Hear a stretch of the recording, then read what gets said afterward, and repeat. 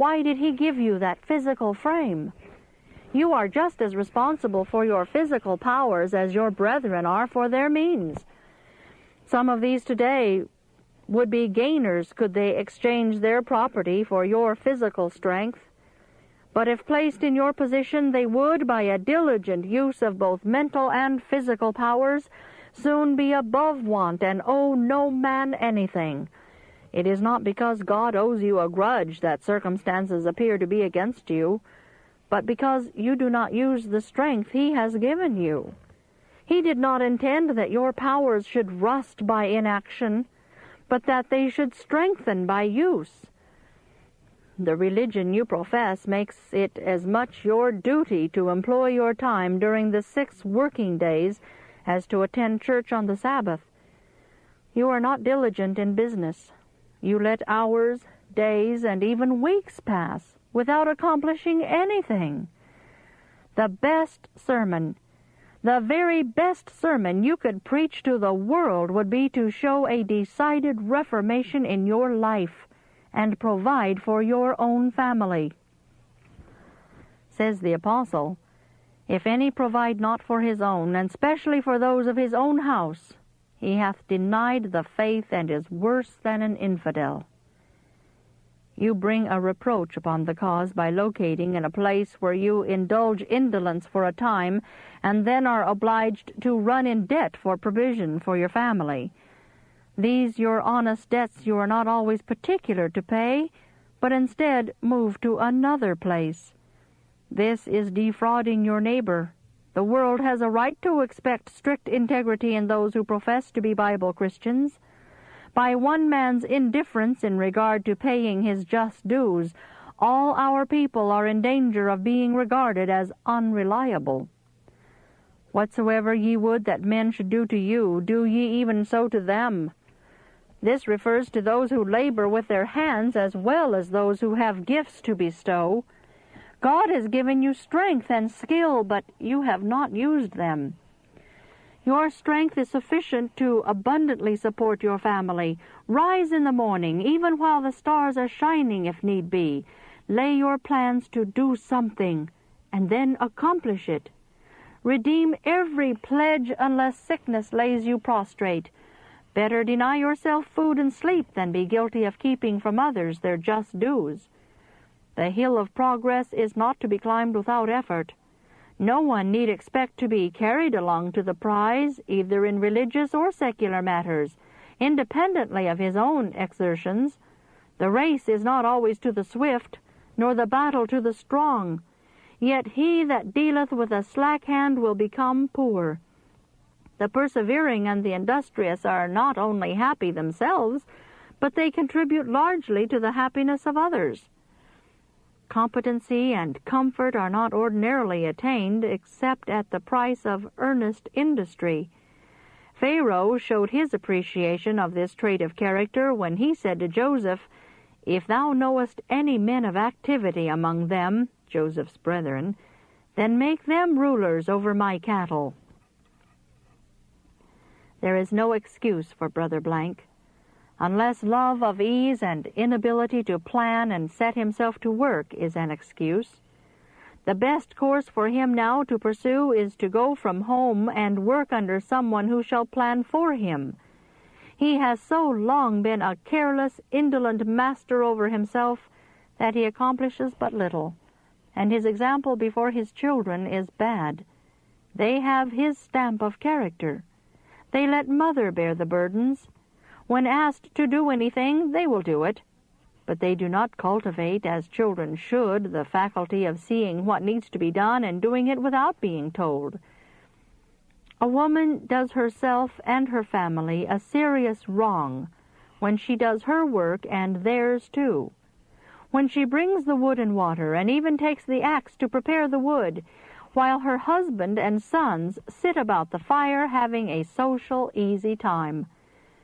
God never designed that wives and mothers should be slaves to their families. Many a mother is overburdened with care while her children are not educated to share the domestic burdens. As the result, she grows old and dies prematurely, leaving her children just when a mother is most needed to guide their inexperienced feet. Who is to blame? Husbands should do all they can to save the wife care and keep her spirit cheerful. Never should idleness be fostered or permitted in children, for it soon becomes a habit. When not engaged in useful employment, the faculties either depreciate or become active in an evil work. What you need, my brother, is active exercise. Every feature of your countenance, every faculty of your mind is indicative of this. You do not love hard work, nor to earn your bread by the sweat of your brow, but this is God's ordained plan in the economy of life. You fail to carry through what you undertake. You have not disciplined yourself to regularity. System is everything. Do but one thing at a time, and do that well, finishing it before you begin a second piece of work. You should have regular hours for rising, for praying, and for eating. Many waste hours of precious time in bed because it gratifies the natural inclination, and to do otherwise requires an exertion. 1 hour wasted in the morning is lost, never to be recovered. Says the wise man, I went by the field of the slothful, and by the vineyard of the man void of understanding. And lo, it was all grown over with thorns, and nettles had covered the face thereof, and the stone wall thereof was broken down. Then I saw, and considered it well. I looked upon it, and received instruction. Yet a little sleep, a little slumber, a little folding of the hands to sleep. So shall thy poverty come as one that travelleth, and thy want as an armed man. Those who make any pretensions to godliness should adorn the doctrine they profess, and not give occasion for the truth to be reviled through their inconsiderate course of action. Owe no man anything, says the apostle. You ought now, my brother, to take hold earnestly to correct your habits of indolence, redeeming the time. Let the world see that the truth has wrought a reformation in your life. Chapter 23. Moving to Battle Creek.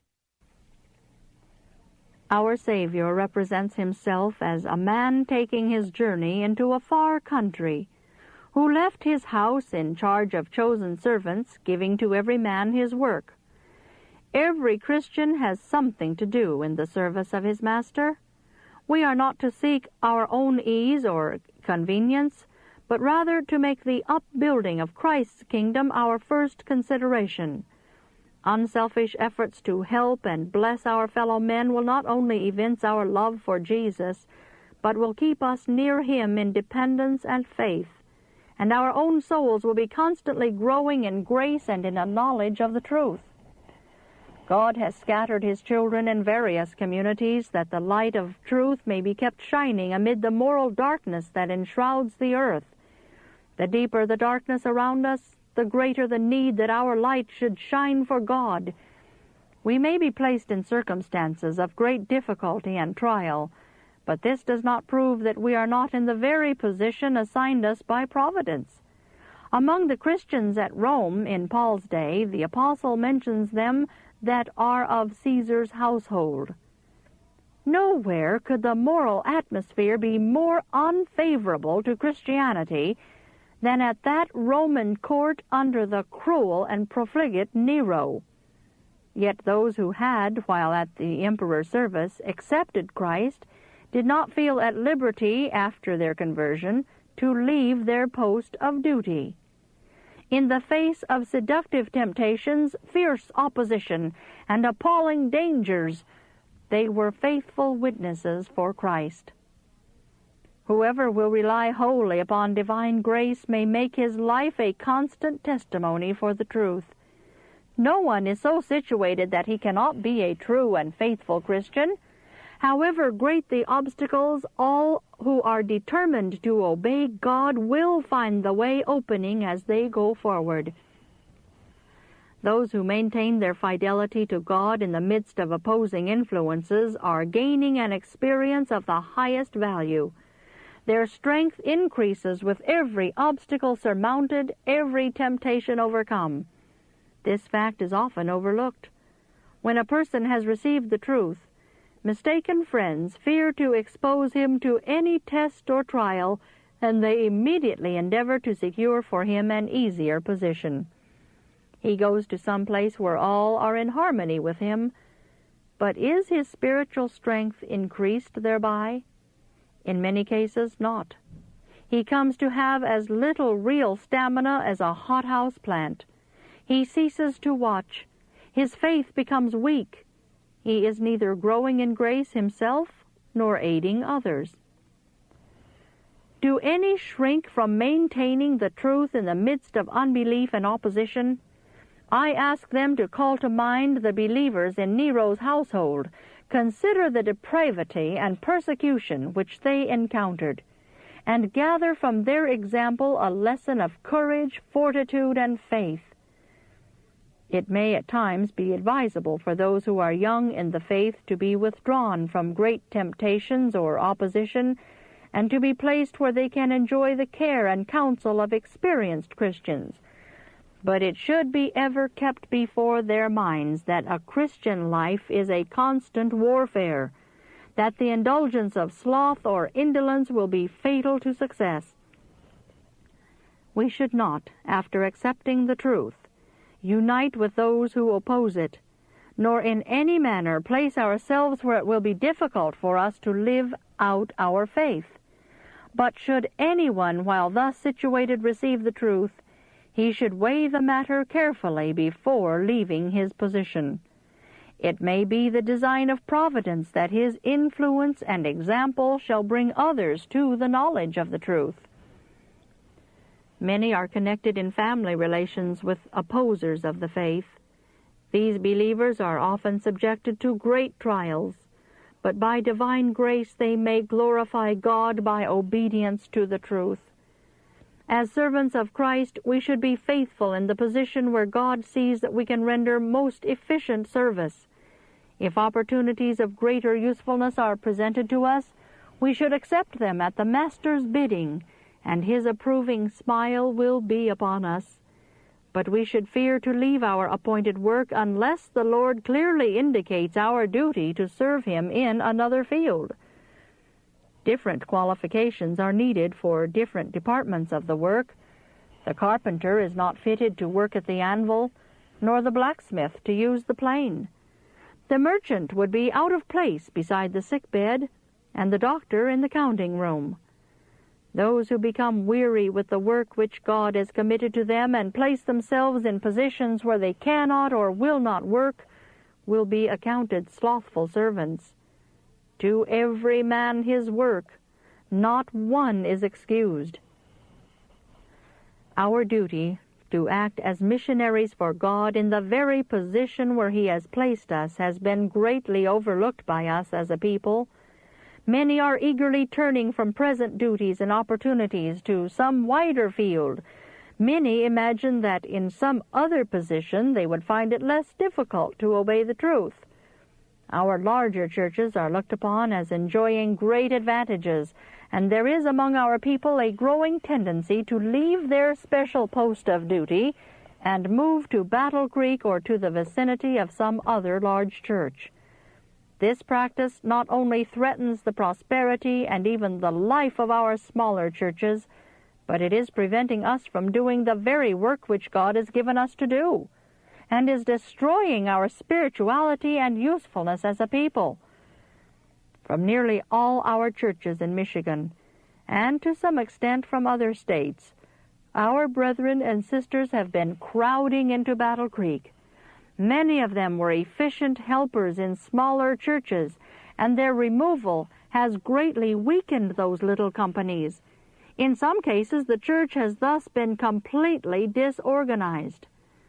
Have those who moved to Battle Creek proved a help to the church? As the matter was presented before me, I looked to see who were bearing a living testimony for God, who were feeling a burden for the youth, who were visiting from house to house, praying with families and laboring for their spiritual interests. I saw that this work had been neglected. On coming to this large church, many feel that they have no part to act. Hence, they fold their hands and shun all responsibility and effort. There are some who come here merely to secure financial benefit. This class are a heavy burden to the church. They are cumberers of the ground, their unproductive boughs shutting from other trees the glory of heaven's sunlight.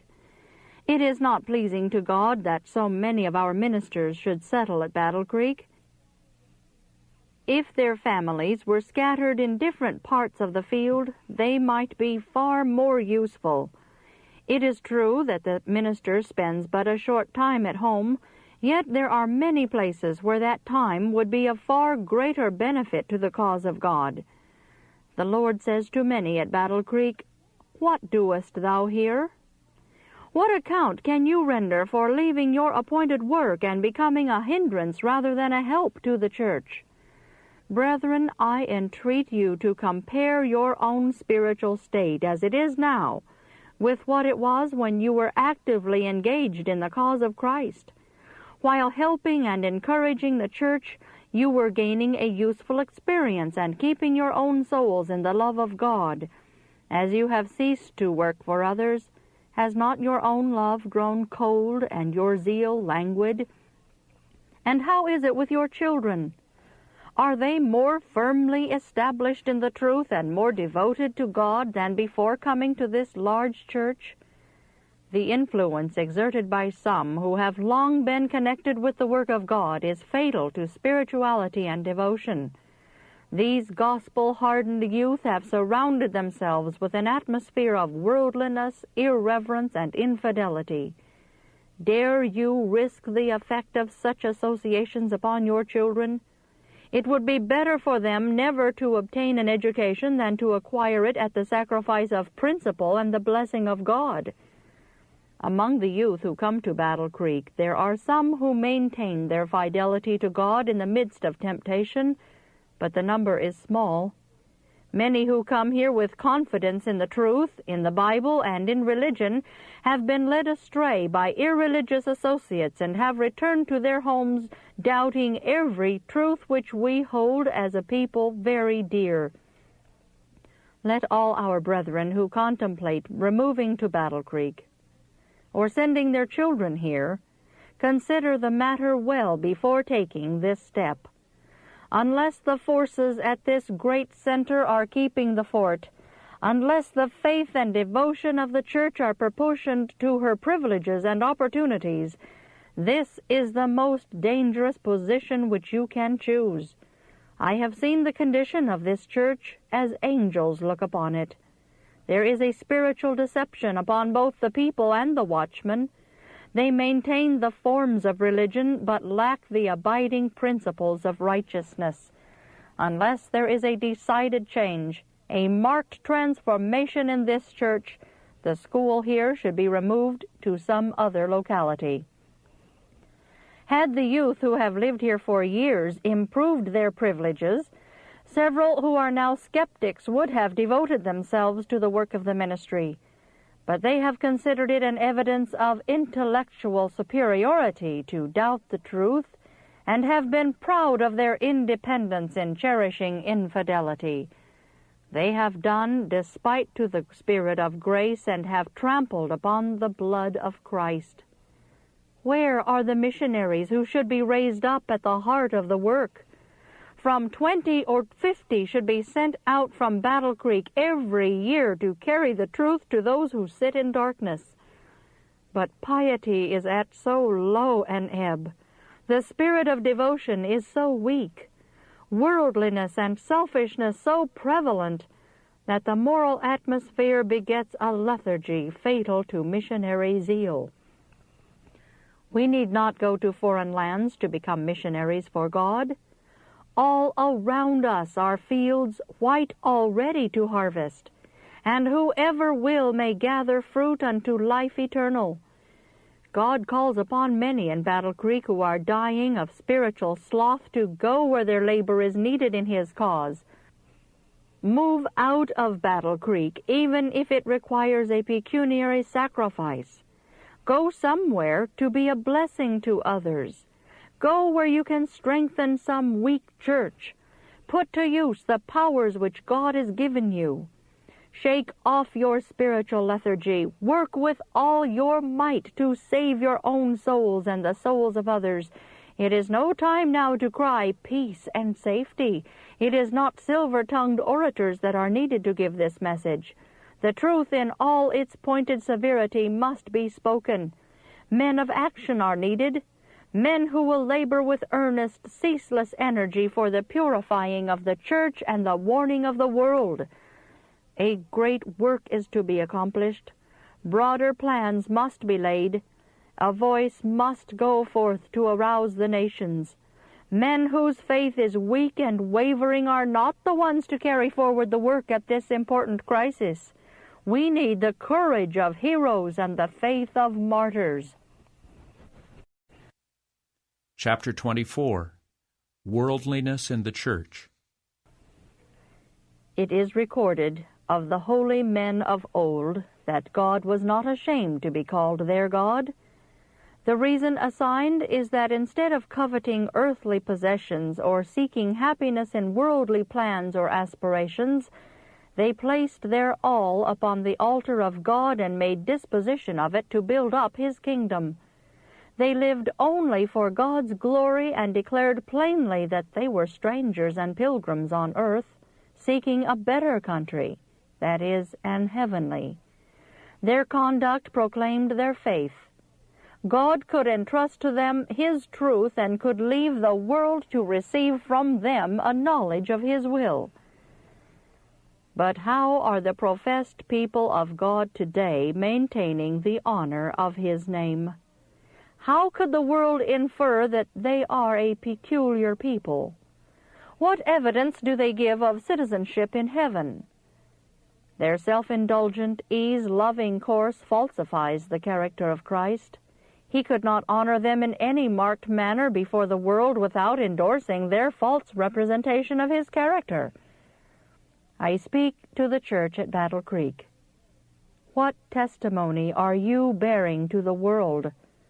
As your course was presented before me, I was pointed to the dwellings recently erected by our people in that city. These buildings are so many monuments to your unbelief of the doctrines which you profess to hold. They are preaching sermons more effective than any delivered from the pulpit.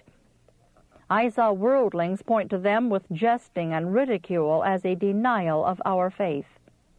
They proclaimed that which the owners have been saying in their hearts, "My Lord delayeth His coming." I looked upon the dress and listened to the conversation of many who professed the truth. Both were opposed to the principles of truth.